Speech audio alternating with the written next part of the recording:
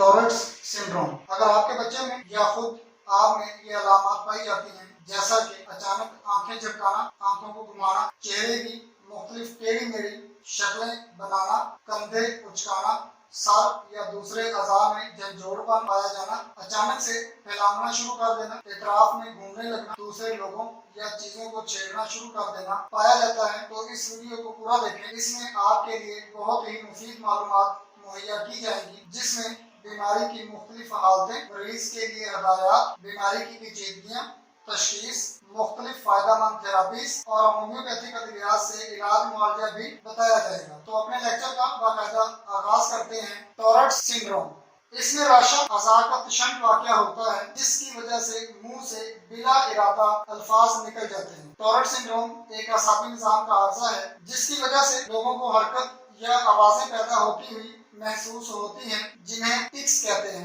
जिन पर आसानी से काबू नहीं पाया जा सकता। मिसाल के तौर पर टॉरेट्स सिंड्रोम वाला कोई भी शख्स बार बार पलक झपक सकता है, अपना गला साफ कर सकता है, अपने कंधों को उचका सकता है, या बिना सोचे समझे अल्फाज का कह देना या इश्तार अंगेज अल्फाज की बौछार कर सकता है, जिनका वो इरादा भी नहीं कर सकता था। टॉरेट्स सिंड्रोम टिक्स आमतौर पर 2 से 15 साल की उम्र के दरमियान जाहिर होता है। ऐसा अक्सर औसत उम्र 6 साल के लगभग होता है। अगरचे टॉरेट्स सिंड्रोम के हकीकी वाक़यात गैर यकीनी है, लेकिन 1000 बच्चों में 1 से 10 तक मुतासर होने का अंदाजा लगाया जा सकता है। टॉरेट्स सिंड्रोम पैदा होने के ज्यादा इम्कान मर्दों में पाए जाते हैं। खवातीन के मुकाबले में मर्द 3 से 4 गुना ज्यादा रुझान रखते हैं। 10 चीजें जो आप शायद टॉरेट्स सिंड्रोम के बारे में नहीं जानते हैं। नंबर 1, आपके ख्याल से ये बीमारी कहीं ज्यादा आम होती है। नंबर 2, टिक्स की मुख्तलिफ इकसाम हो सकती हैं या मुख्तलिफ तरह की हो सकती है। ये बच्चों से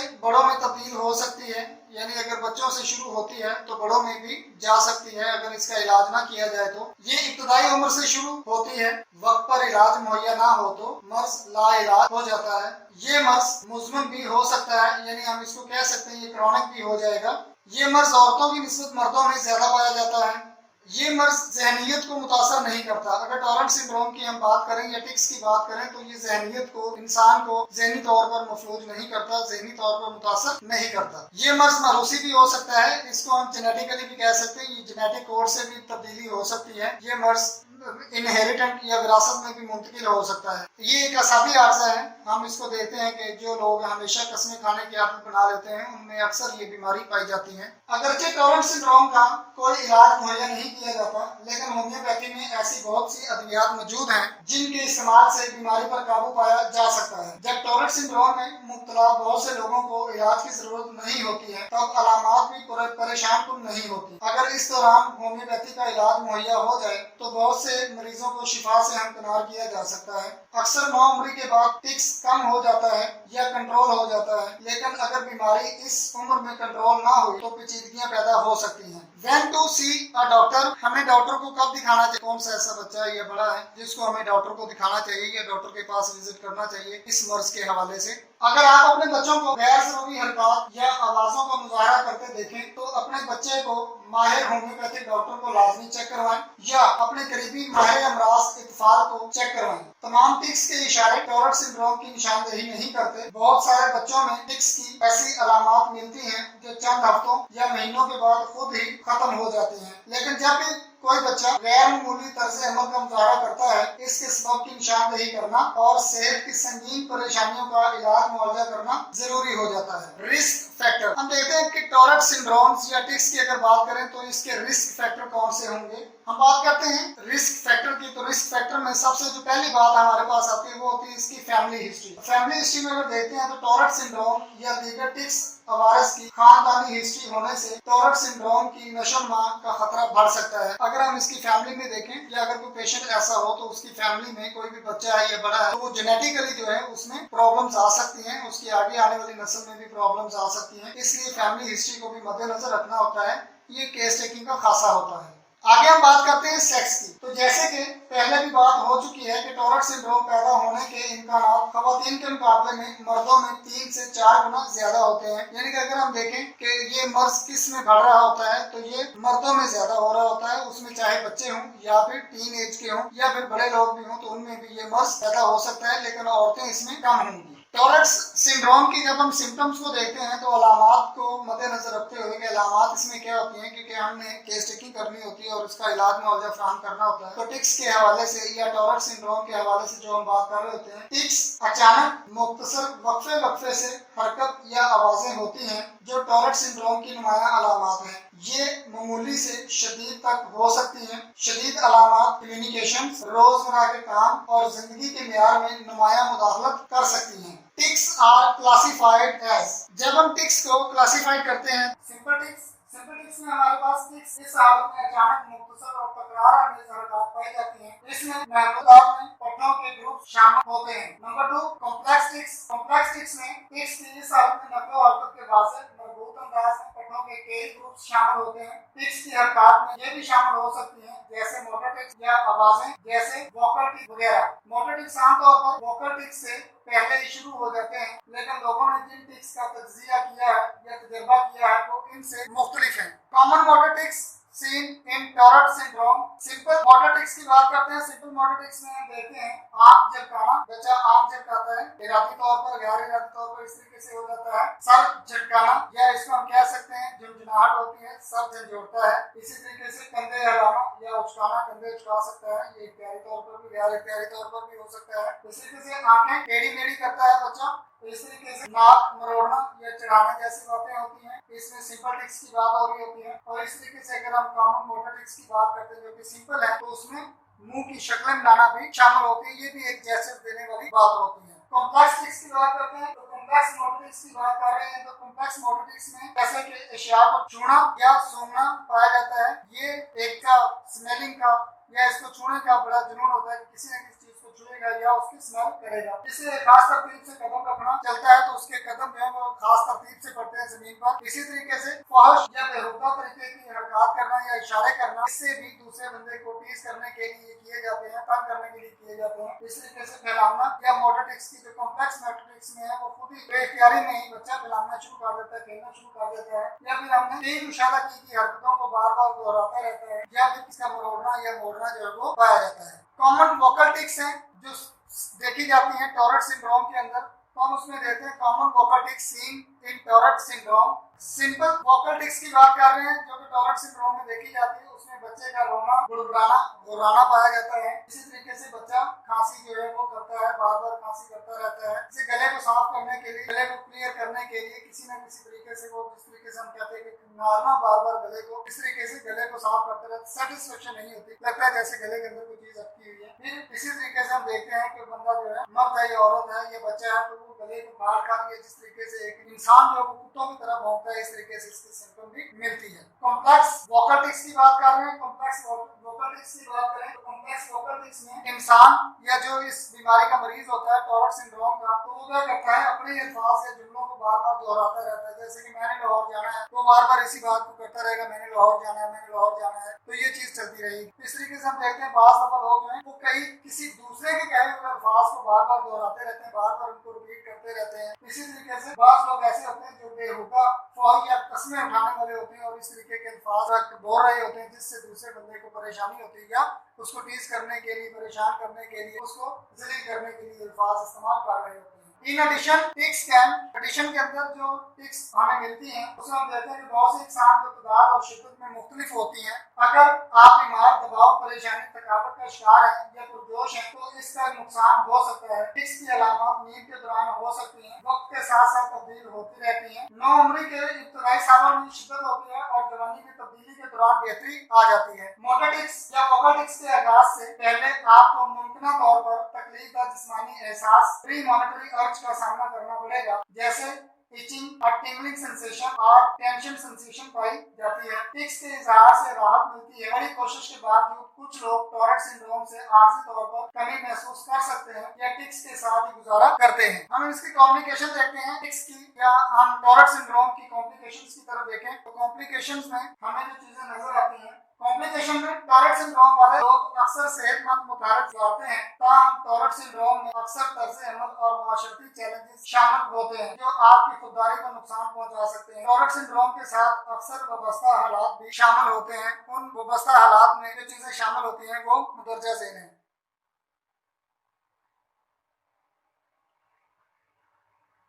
number 1 attention deficient hyper activity disorder. इसमें तवज्जो का खसारा होता है। हम देखते हैं कि बच्चा क्लास में बैठा होता है लेकिन वो मेंटली तौर पर प्रिपेयर नहीं होता, मेंटली तौर पर क्लास के अंदर प्रेजेंट नहीं होता। आगे हम बात करें ऑटिज्म स्पेक्ट्रम डिसऑर्डर पाया जा रहा होता है। ये एक नफसियाती बीमारी है जिसमें मरीज बचकाना ख्याली पुलाव पकाता रहता है, या खुद फिक्री भी इसको हम कह सकते हैं कि इंसान बैठा हुआ अपनी ही बातों में गुम होता है, मगन होता है, सोचता रहता है।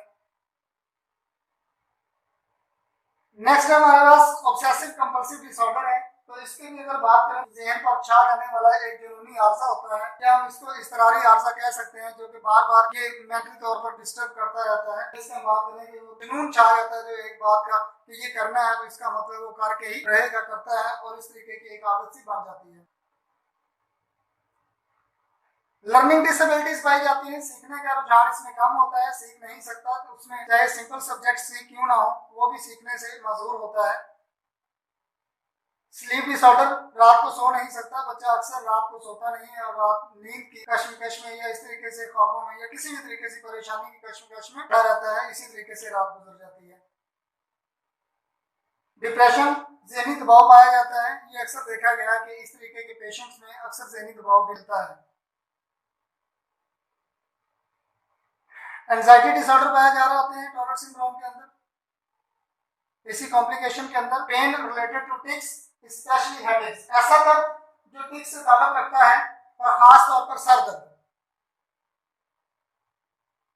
एंगर मैनेजमेंट प्रॉब्लम्स, इसमें हम देखते हैं कि एंगर मैनेजमेंट प्रॉब्लम्स की बात करें, गुस्से से मुताल्लिक दुश्वारियां भी पैदा होती हैं, ये इसकी कॉम्प्लिकेशंस में आती हैं। ये टॉरेट सिंड्रोम की कॉम्प्लिकेशन कहलाएंगे। डायग्नोसिस, हम मर्ज की तशखीस कैसे करेंगे? डायग्नोसिस की बात करते हैं तो इस टॉरेट सिंड्रोम की तशखीस कैसे करते हैं? टॉरेट सिंड्रोम का कोई खास टेस्ट नहीं है जो इसकी तशखीस कर सके। तशखीस मरीज की साइंस एंड सिम्टम्स की हिस्ट्री पर मबनी होगी। टॉरेट सिंड्रोम की तशखीस के लिए जो मेयार इस्तेमाल किए गए हैं इनमें शामिल है, नंबर 1 मोटर टिक्स और वोकल टिक्स दोनों ही मौजूद होते हैं, हालांकि जरूरी नहीं कि दोनों एक ही वक्त पर पाए जाएं। नंबर 2 हर दिन या वक्फे से एक साल से ज्यादा अरसे तक टिक्स की अलामत दिन में कई बार रूनमा होती हैं। नंबर 3 18 साल से कम 18 साल की उम्र से पहले ही टिक्स की अलामत का आगाज हो जाता है। 4 टिक्स दवाइयों, दूसरे मातों या किसी और की हालात की वजह से पैदा नहीं होती। मुकाम, तादाद, किस्म, पेचीदगी या शिद्दत में वक्त के साथ साथ टिक्स में तब्दीली होती रहती है। टॉरेट सिंड्रोम की तशखीस को नजरअंदाज किया जा सकता है क्योंकि अलामत दूसरी हालतों की नकाली कर सकती हैं। आंख झपकाना इब्तदाई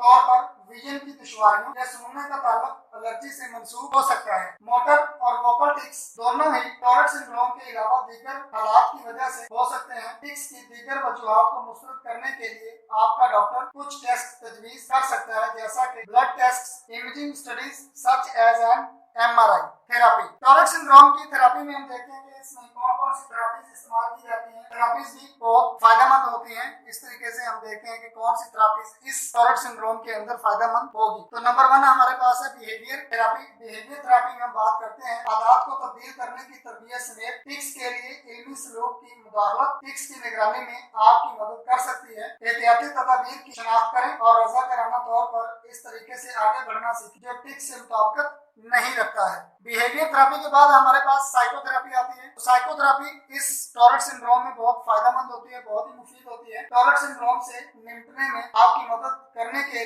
अलावा नफ्सियाती थेरापी के साथ ADHD, ऑब्सेशन, डिप्रेशन और एंजाइटी जैसी परेशानियों में भी मदद मिल सकती है। नेक्स्ट हमारे पास है डीप ब्रेन स्टिमुलेशन थेरापी। ये एक मेडिकल डिवाइस है, ये एक इलेक्ट्रिकल डिवाइस है जो कि इम्प्लांट किया जाता है शदीद टिक्स के लिए। जहां दूसरे इलाज मदद नहीं करते हैं वहां DBS मदद कर सकता है। DBS इस तरीके में दिमाग के अंदर बैटरी से चलने वाला मेडिकल डिवाइस लगाना शामिल होता है ताकि हरकत को कंट्रोल करने वाले हदफ वाले इलाके तक बिजली से तहरीक पैदा की जा सकता है। ये इलाज अभी इब्तदाई तहकीकी मराहल में है और इसे तय करने के लिए मजीद तहकीक की जरूरत है कि आया ये टॉरेट सिंड्रोम का महफूज और मौसर इलाज है भी या कि नहीं। Homeopathic treatment for torrid syndrome. हमने जैसे कि पहले बात की थी कि होम्योपैथी की मेडिसिन भी हम आपको लेक्चर के एंड पे जाके बताएंगे। होम्योपैथी ट्रीटमेंट के हवाले से बताएंगे हम आपको कि होम्योपैथिक मेडिसिन जो है इसमें कौन कौन सी इस्तेमाल होते हैं, टॉरेट सिंड्रोम में कौन कौन सी होम्योपैथिक सिकाबंद जो मेडिसिन है क्लिनिकली अप्रूव्ड है जो कि इस्तेमाल की जाती है। टॉरेट सिंड्रोम एक ऐसी हालत है जिसकी वजह से गैर जरूरी मोटर टिक्स और वोकल टिक्स मिलते हैं। टिक्स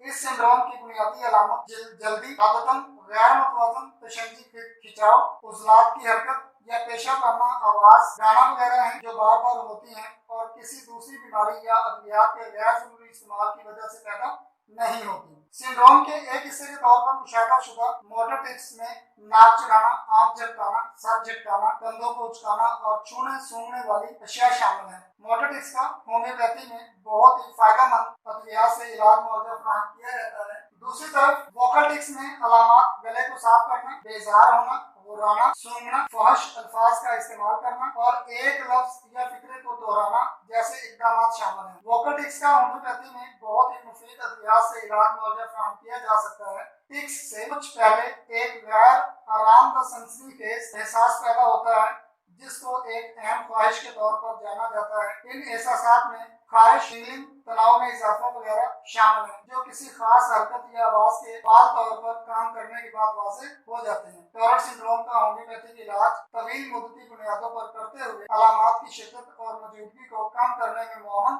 होता है। टिक्स को थोड़ी देर के लिए दबाया जा सकता है लेकिन इसको जिंदगी में शामिल नहीं किया जा सकता। मरीज को आखिरकार इस बीमारी का इजहार करने की जरूरत होती है। इन टिक्स की शिद्दत हल्की से शदीद की तरफ होती है और तनाव, इस्तिराब और थकावट जैसे अवामिल से बदतरीन हो सकती है। कुछ केसेस में सरदर्द और पट्टों में तनाव या जख्म भी टिक्स के साथ हो सकते हैं। टिक्स की मौजूदगी का बढ़ना या घटना एक पैटर्न पर अमल करता है और इसकी नौयत, तादाद और शिद्दत एक शख्स से दूसरे की निस्बत मुख्तलिफ होती है। इब्तदाई उम्र के दौरान टिक्स बदतरीन होती है और नौ उम्री की तरफ बढ़ने से शिद्दत कम हो जाती है। होम्योपैथी की अद्वियात मुदर्जा से एगेरिकस मस्कैरिस टिक्स के साथ टॉरेट सिंड्रोम के लिए इस्तेमाल होने वाली दवाई है। फड़कना, झटकना और कपकपाना ये अहम इशारे हैं जो मोटर टिक्स के इलाज की निशानदेही करते हैं। ये दवाई ऐसे केसेस में इस्तेमाल की जाती है जहां आंखों में फड़कन, चेहरे की फड़कन, टांगें हिलाना, सर को झंझोड़ना वगैरह जैसी अलामत शामिल होती हैं। फड़कन नींद के दौरान खत्म हो जाती है। होंठों और जबड़े के निचले हिस्से में काम उठने वाली सनसनी होती है। दस्ती काम करते वक्त हाथों की कपकपाहट बेहतर हो जाती है। बच्चे के ऊपरी अज़ा की हरकत यानी कि अपर एक्सट्रीमिटीज की हरकत तेज और जल्दी होती है। टांगों में झटके लगते हैं। इस फड़फड़ाहट का इलाज होम्योपैथी से मुमकिन है। ऐसे बच्चों में टिक्स का इलाज बेखौफो खतर किया जा सकता है जो ज्यादा हाइपर एक्टिव और बेढंगे हों। टॉरेट सिंड्रोम में एगेरिकस को इस्तेमाल करने के कुलीदी इशारे जो मिलते हैं उनमें नंबर 1 जो है तशंज और हरकत में तेजी पाई जाती है। जबड़े के निचले हिस्से की कपकपाहट पाई जाती है। हाइपर एक्टिविटी और बेढंगापन पाया जाता है। अगली मेडिसिन हमारे पास है अर्जेंटम नाइट्रिकम।